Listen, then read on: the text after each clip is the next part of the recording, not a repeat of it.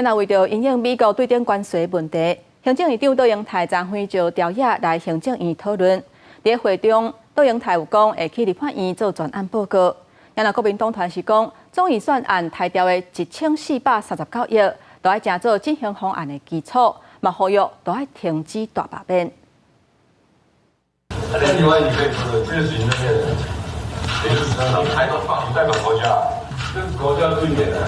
因为不管座位安排，郭建民春秋杀国民党团总调박文基要求两会唔拿行政院长杜英泰出面协调，行政院会议长戴立军也主动甲郭建民换位者结束争执。面对美国对顶关税冲击，杜英泰采取下道要求国会调野当边，共同参详国时。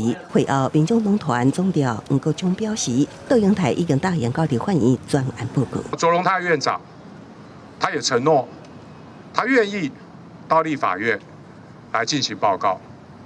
他也愿意提供冲击影响评估，把浮编滥编的这些不必要的预算节约下来的1439亿元，我们都希望能够用来给我们所有的产业以及劳工的纾困。那边也搁同齐向领营发声，爱停止大罢免。也毋过，民进党团总调郭建民选反倒来发声，爱大家共同联署理解罢免，而且对那边提起要将总预算案升落来钱，当作进行方案的基础。郭建民也提出积极个环保。接下去我们是要暂时处理及实现，怎么拿回来啊？这什么宪法常识？蓝白两党今天在谈，有很多基本的常识。